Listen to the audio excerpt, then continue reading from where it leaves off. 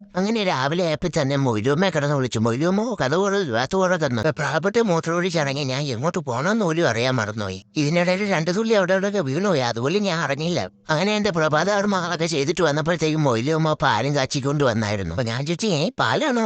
കൊണ്ടുപോവാ. നിങ്ങളൊക്കെ ചായ കുടിക്കുന്ന പോലെ ഞാൻ രാവിലെ എണീറ്റ് പാലാണ് കുടിച്ചത്. അങ്ങനെ പിന്നെ ആ പാലൊക്കെ ഞാൻ കുടിച്ച് തീർന്നതിന് ശേഷം പിന്നെ എനിക്ക് കൊണ്ടുവന്നത് മുട്ട കാട്ടി കുട്ടിയതാണ്. എന്താണെന്നറിയില്ല, രാവിലെ എന്റെ ഇപ്പൊ തന്നെ പൊരിഞ്ഞ വിശപ്പായിരുന്നു. പിന്നെ മുട്ട കാട്ടി കുട്ടിയത് കണ്ടപ്പോഴത്തേക്കും മനസ്സിനൊരു സമാധാനമായി. അങ്ങനെ അതൊക്കെ മുളപ്പിച്ച് നോക്കിയിട്ട് ഞാൻ പിന്നെ കുറെ കഴിച്ചു. പിന്നെ നല്ല പൂജപ്പണിന്റെ നടിയുറ്റിയത് കൊണ്ട് നല്ല ക്ഷീണവും ഉണ്ടായിരുന്നു. ഇഞ്ചക്ഷൻ എടുത്ത വലിയ പ്രശ്നമൊന്നുമില്ല കേട്ടോ. ഞാൻ വിചാരിച്ച് സാധാരണഗതി ഇഞ്ചക്ഷൻ എടുത്തു കഴിഞ്ഞാൽ എനിക്ക് ഭയങ്കര ക്ഷീണവും ഒരു വേദനയൊക്കെ ഉണ്ടായിരുന്നു.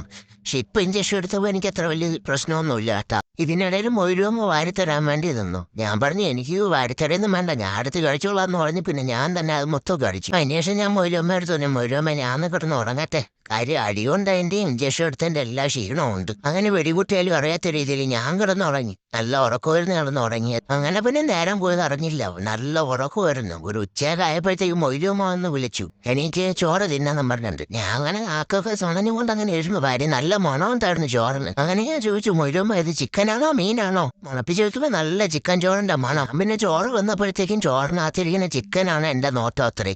അങ്ങനെ ഞാൻ പോയി മണപ്പിച്ചൊക്കെ നോക്കിയല്ലേ, ചിക്കൻ അവിടെ ഏതിലും മൊയ്ലുമ്മ പൂളിച്ച് വെച്ചിരിക്കുകയായിരുന്നു. കാര്യം ഞാൻ ചോറ് തിന്നില്ല എന്നുള്ള കാര്യം മൊയ്ലുമ്മയ്ക്ക് അറിയാം. അതുകൊണ്ട് ചിക്കൻ അതിന്റെ അടിയിൽ വെച്ചിരുന്നു. ഞാനാരാ മുതൽ ഞാൻ അതിന്റെ അടിയിരുന്ന ചിക്കനെ തോണ്ടിയെടുത്ത് തിന്നു.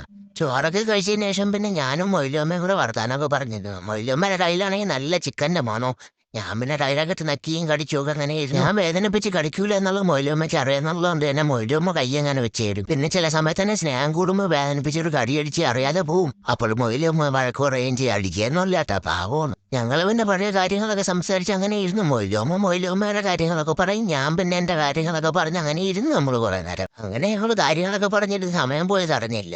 പിന്നെ രാത്രി ആയപ്പോഴത്തേക്ക് എന്റെ ശരീരമൊക്കെ ഒന്ന് പുഷ്ടിപ്പെടുത്താൻ വേണ്ടി മട്ടൻ സൂപ്പ് ഒക്കെ കൊണ്ടുവന്നു. അങ്ങനെ മട്ടൻ സൂപ്പ് ഒക്കെ കുടിച്ചു ഞാൻ. സംഭവം കൊള്ളാം കേട്ടോ, നല്ല അടിപൊളിയായിരുന്നു. കാലിന്റെ പീസൊക്കെ അതിനകത്തുണ്ടായിരുന്നു. ഞാൻ പിന്നെ അതൊക്കെ തിന്നു ചെറിയൊക്കെ നുണഞ്ഞ് അങ്ങനെ ഇരുന്നു. പിന്നെ ഈ സൂപ്പെല്ലാം കൂടെ വലിച്ച് കയറ്റി അവസാനം ഞാൻ വല്ല സുമോ കുസ്തിക്ക് വല്ലതും പോകേണ്ടി വരുമെന്നുള്ള ഒരു പേടിയൊക്കെ ഉണ്ടായിരുന്നു. അപ്പോഴും മൊയ്ലു പറഞ്ഞു, നീ ഇത് നല്ലവണ്ണം കഴിയില്ലെങ്കിൽ നാട്ടുകാർ എന്നെ കൈവയ്ക്കുമെന്ന് പറഞ്ഞു. ഇപ്പോഴേ നിന്റെ വീഡിയോ കണ്ടിട്ട് നീ മെലിഞ്ഞിരിക്കണമെന്നും പറഞ്ഞ് എന്നെ എല്ലാവരും മഴക്കോടാണെന്നും പറഞ്ഞ് മൊയ്ലു എൻ്റെ അടുത്ത് പറഞ്ഞു. അതും കൂടെ കേട്ടപ്പോഴത്തേക്കും ഞാൻ പിന്നെ മൊത്തം അങ്ങ് കുടിച്ച കാര്യം. ഇനിയിപ്പോൾ ഞാൻ മെലിഞ്ഞിരുന്നു മൊയ്ലുവിന് അടിവാഞ്ച് കൊടുക്കണ്ട. പക്ഷേ ഇത് കൊള്ളാം കേട്ടോ, നല്ല മണവും ടേസ്റ്റും ഒക്കെ ഉണ്ടായിരുന്നു. അത് കഴിഞ്ഞ് രാത്രി ആയപ്പോഴത്തേക്കും മൊയ്ലും എനിക്കൊരു പൊട്ട കേട്ട് തന്നേട്ടാ. അത് കണ്ടാൽ തോന്നും വീട് ജപ്തി ചെയ്യാമെന്നവർ അടിച്ചെന്ന സീല് പോലെ ഇരിക്കണം. അതിനുശേഷം പിന്നെ ഞാൻ ഒന്ന് യോഗയൊക്കെ ചെയ്ത് നോക്കി. സോപ്പ് കുടിച്ചല്ലേ, ഇനി ആകെയുള്ളൊരു പ്രാർത്ഥന എന്ന് പറഞ്ഞാൽ ഇനി പൂജപ്പണ്ണിന്റെ അടിയിട്ടല്ലേ എന്നുള്ളതാണ്. ഇനി കൊള്ളാൻ വയ്യ. സോപ്പും കുടിച്ച് ആരോഗ്യം മെച്ചപ്പെടുത്തി ഇനി പോയി കിടന്നുണ്ട് അടി വാങ്ങണം. എന്തിന്? നിങ്ങളും എനിക്ക് വേണ്ടി പ്രാർത്ഥിക്കണം, ഞാനും നിങ്ങൾക്ക് വേണ്ടി പ്രാർത്ഥിക്കാം കേട്ടാ. ഇനിയിപ്പം പോയി കിടന്നുറങ്ങണം. അപ്പൊ നമുക്ക് ഇനി അടുത്തൊരു വീഡിയോ കാണാം എല്ലാവർക്കും. ശരി, പിന്നെ എല്ലാവർക്കും ബൈ. നിങ്ങളും പോയി കിടക്കി. ഞാൻ ഒന്ന് യോഗയൊക്കെ ചെയ്ത് കഴിഞ്ഞാലൊക്കെ നിന്നൂത്തിട്ടു ഞാനും പോയി ഒന്ന് കിടന്നുറങ്ങാം. അപ്പൊ എല്ലാവർക്കും ഗുഡ് നൈറ്റ്. ശരി.